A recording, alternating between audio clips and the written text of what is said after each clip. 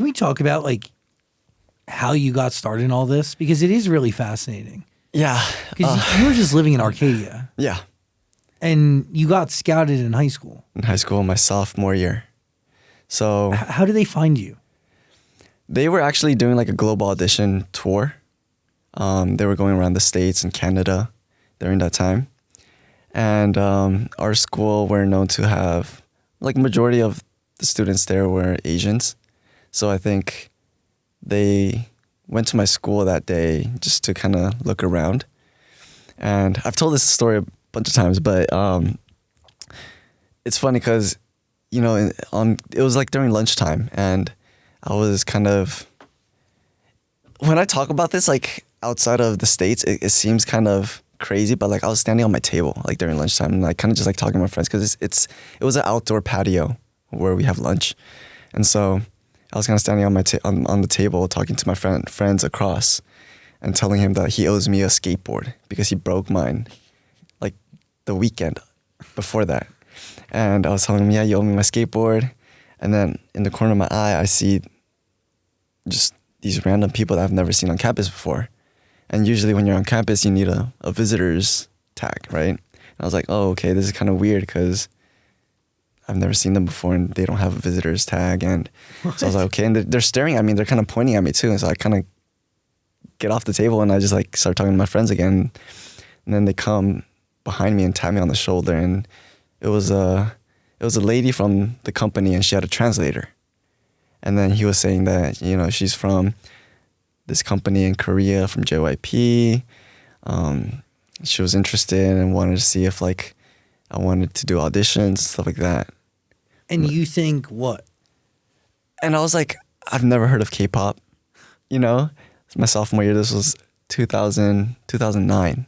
Do you have any aspirations for music at all? No, that time I did not. I was like on the volleyball team, you know? Like, Crazy. Yeah. And then I didn't think too much of it. She called me like right before I went to class again, like during lunch period. And then she's like, can you meet up real quick? We want to give you some stuff. So she gave me like a few CDs from like 2 p.m. from Wonder Girls and then a whole pamphlet and then like her business card. And I went home, I just put it on the dining table. I didn't think too much of it. And then during dinner, my parents were like, what is all this? So I had to explain to them what it was. And then I think after dinner, they kind of went on their computer, kind of did some research. And then they saw the company had Rain. Yeah, they're legit. Yeah, and Wonder Girls. And they're like, dude, this is the actual, like, a legit company. And so they're like, you should think about it. And I think they got in contact with her. And they were talking to the translator. And then they were kind of figuring out, like, the auditions. And then she asked me if I wanted to audition. My parents asked me if I wanted to audition. And I was kind of hesitant at first. But my friends were saying, it's a one-in-a-lifetime opportunity. You don't know what's going to happen. You know, why don't you just audition? Just to see. So I was like, okay, sure. And then the day before, I found out that I need to dance. And they're like, prepare 2 songs to sing. And I was like, I've never sung before. You know, I've never danced. I mean, I was into dance. Like I was watching America's Best Dance Crew and stuff like that during that time. Not the same, though. Yeah, not the same. You know, you enjoy watching it, but you don't dance. You never learned it. And I was like, okay, well, like, what do I do? And then I would just play like random music in my room during that time. And I was just like, okay, let me just like feel myself a little bit.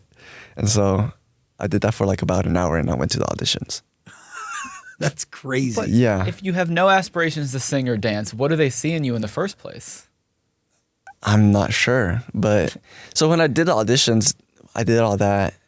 And then they're like, okay, can you do some modeling too? And then so they went to their car and they just got like a jacket for me, like a zip-up hoodie. And they're like, okay, just put this on and just do some poses. Yeah. Interesting. Yeah, and then I started going to summer school. So that was the end of sophomore year. And then I went to summer school to prep for my SATs.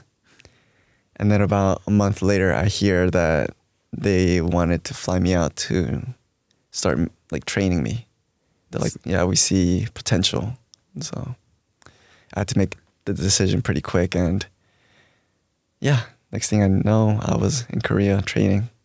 That's absolutely wild. Yeah. And my parents, my sisters, they're like, what do they see in you? Because they were in the room. They were actually in the room like next to where I was auditioning.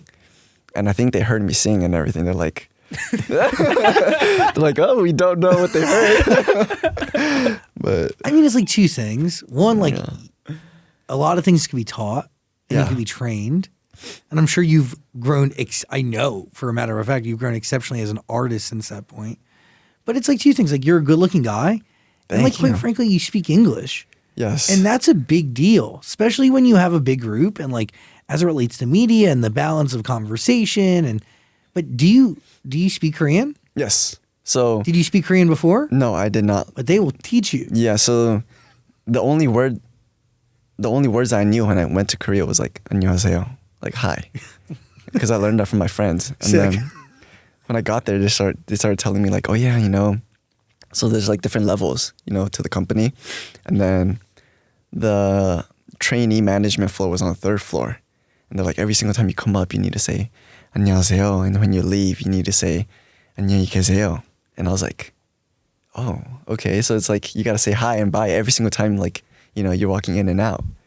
So I was like, oh, okay, I guess this is something new to me, and you gotta do a little bow.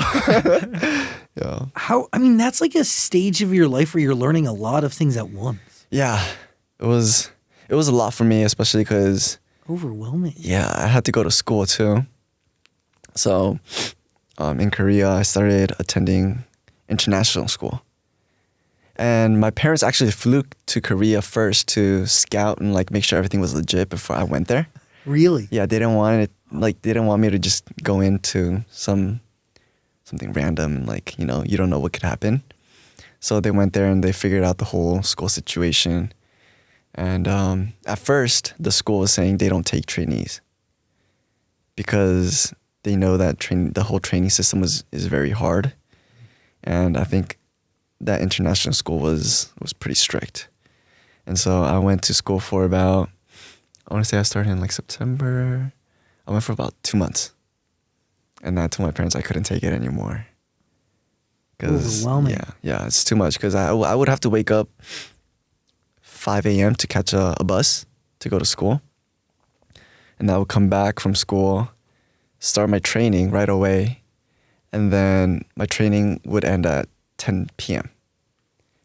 And then after 10 p.m. I would have to do my homework, which I would finish probably like 1 a.m., 2 a.m. And I had to wake up again at like 5.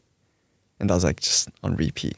All that while experiencing very intense culture shock. Yeah, and learning the language, everything.